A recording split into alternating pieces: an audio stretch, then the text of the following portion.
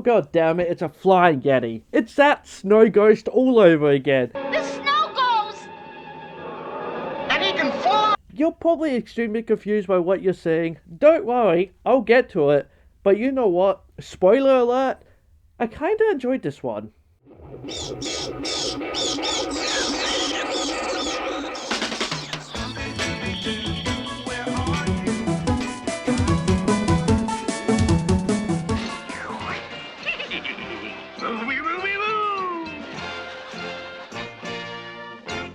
Hey guys, Blazie here, and welcome to my review of Chill Out Scooby-Doo. It came out in 2007, and it is the last Scooby-Doo movie that Joseph Barbera worked on before his death the same year.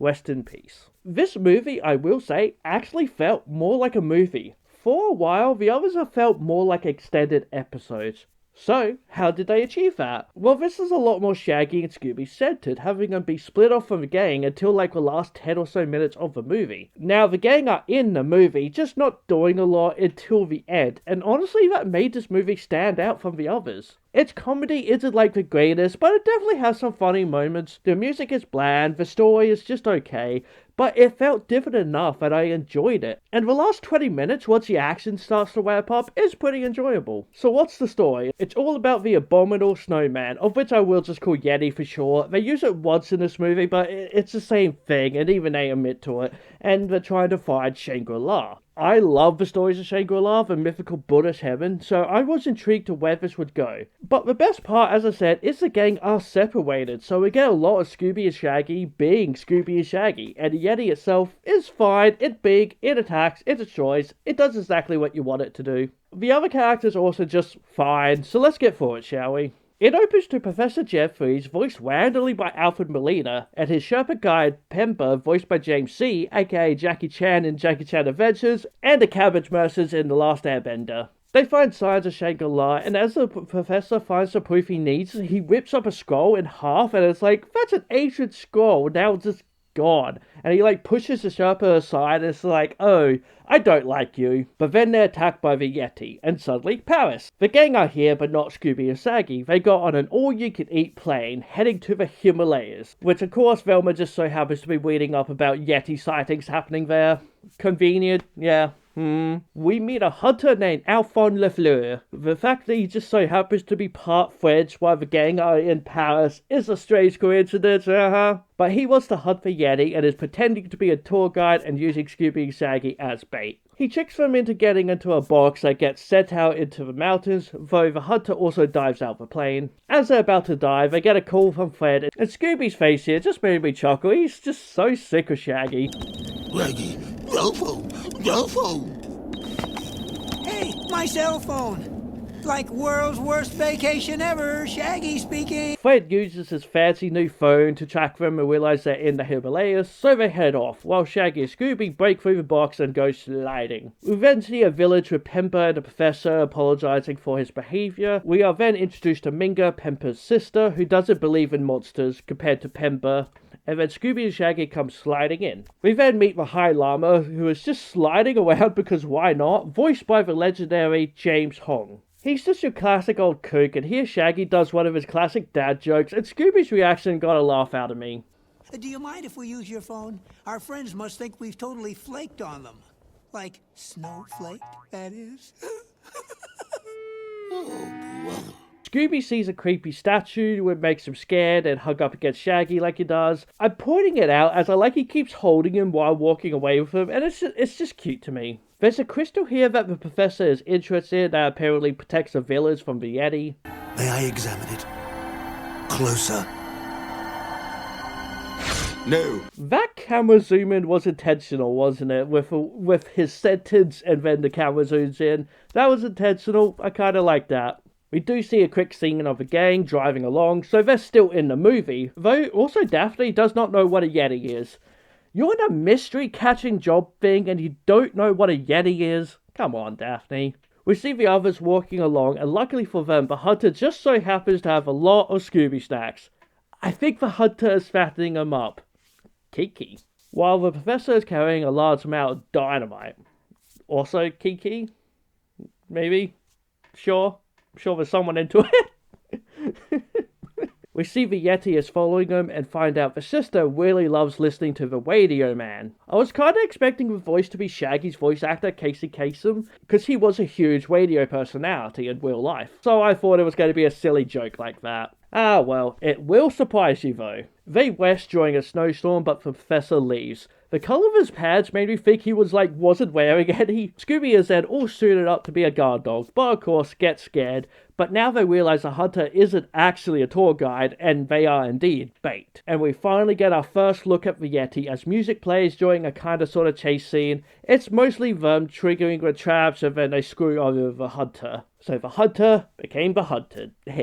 But after that, classic jokes of her dressing up. I like Scooby dressing up as a seal, but nothing all too interesting here. But it's just, good old cartoon logic, and it's still, it's fun enough. Finally, Pemba wakes up, but falls into a trap. And then Scooby and Shaggy are on like an ice bridge that then breaks, sending them down a hill. Once down there, they see a bright light, making them stick their heads into the snow out of fear.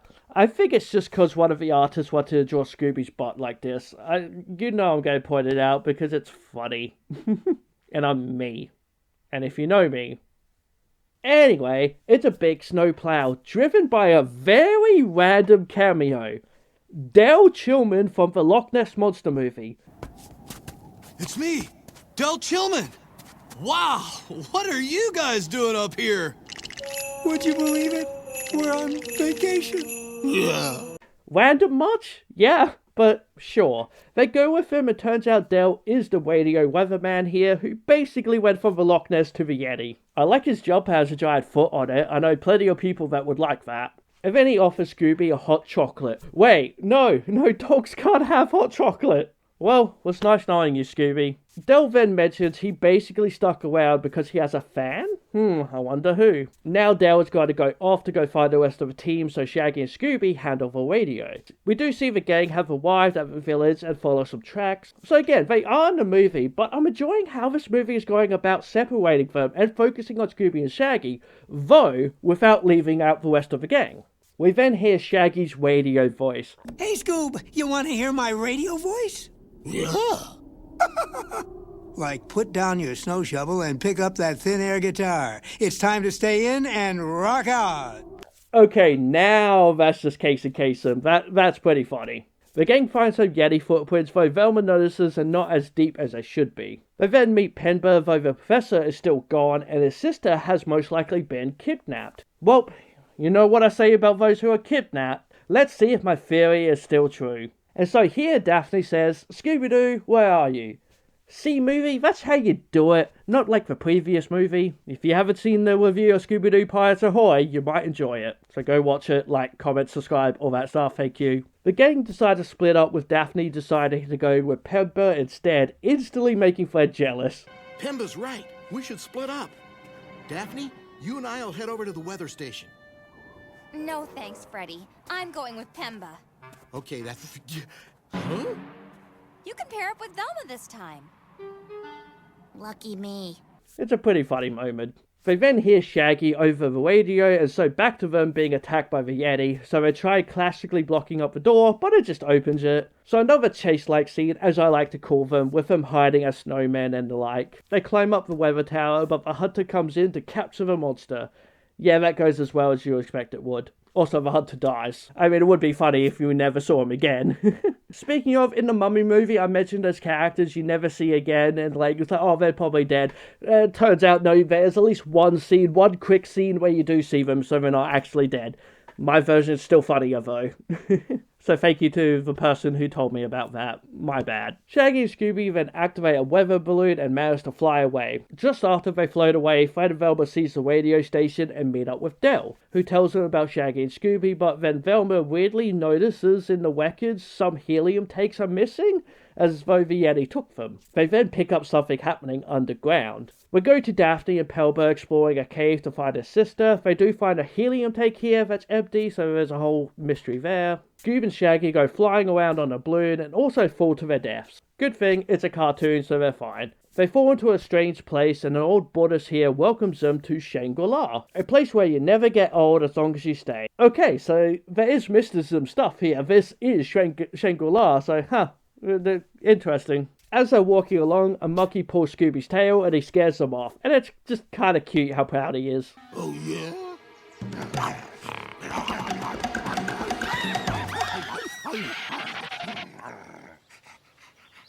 Fred, Velma, and Dale find a cliff thing and rope on down. Shaggy and Scooby have made themselves at home and are just going around looking at paintings or trying to find somewhere to brush their teeth. Also, we never see the Buddhist dude again. If he's supposed to be the High Lama, but like younger while he's in Shangrila, I don't know. It's not clear at all. But then they run into the Yeti, with Shaggy thinking it's just a painting, of course. So they flee and then run into Fred, Velma, and Dell, and it's pretty cute and funny, and genuinely gave me a really good laugh. Scooby-Dooby-Doo! And like Shaggy too.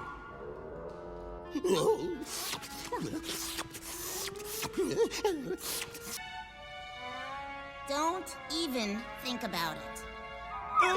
This is probably one of the best jokes in the last few movies. Then randomly, Daphne and Pelma are here too. They then see the professor and just, boy, Shangri-La was not that hard to find apparently. Just go down hole, ta-da, Shangri-La. He is gathering crystals for some reason, it's not really made clear. I guess it's just, money, I guess. They make a trap for him, though he comes at them with a pickaxe. Like, dude is legit crazy. I kinda enjoy that, like, how villainous he is as a villain. But they capture him, but he's not the Yeti. So now a Minecraft chase scene with the course being nonsensical and the professor even joins in. And yeah, it's just another quirky scene, but it's pretty fun. They all make it out separately as Scooby and Shaggy almost get blown up, but, again, cartoon, so they're okay. But it did set off an avalanche. Scooby quickly makes some snowboards with Shaggy calling him a hot dog. Gay. Like who knew you were such a hot dog? Scooby-Dooby-Doo! But generally, this is a pretty fun scene. The others make a trap for the Yeti and such, but Shaggy and Scooby, of course, land in it instead. The professor comes crashing in, getting captured, though the Yeti is still free. But now the avalanche is coming down on Dale and Velma, but the Yeti comes down, grabbing them out of the vehicle, and then inflates big and round, flying away. If this scene I did show you at the beginning of the video, yeah, it's a flying Yeti, it's a snow ghost, just Much like the Mummy one, you didn't also need to turn people into stone in that movie, just like what the TV show did, and then this one is like, here's a Yeti, and he flies, just like the snow ghost one in the cartoons. Stupidly, Velma takes the Yeti masks off while they're still in the air, making them come crashing down, and it turns out the Yeti is the sister. She did all of it, because she wanted the radio man to stay around. Whew, she is cray-cray. She used the helium to help her climb easier and such, but yeah, again, I'm sorry, but I wouldn't be with someone who stole my stuff and pretended to be a monster to keep me around. But Dale is happy at least. Sorry for all the trouble I have caused. Gee, Aminga, what you did is so romantic. In a kind of twisted way, which I like. Then the hunter reappears, and even Shaggy is surprised he's alive, because something rescued him. So the Yeti might be real. And then suddenly they're all in Paris, and this moment made me chuckle with Scooby, again being so done with Shaggy. Can you believe it, Scoob? My ears are ringing again. It's your phone. Like hello? And Fred is, whoops, in the Amazon, so here they go again. End of movie. So I actually really liked this one. It felt more like a movie. I laughed a good few times. The chase sequences and action sequences were pretty good. And the idea of it being a Shaggy and Scooby-centered movie, but not removing a gang entirely, and having them like help out in the end, was a pretty good choice. It made it feel different. I enjoyed that. I really don't have any problem with this movie, besides maybe like the Buddhist. Like, was he the High Lama? Was he not? Who is he? Is Shangri-La special and all that?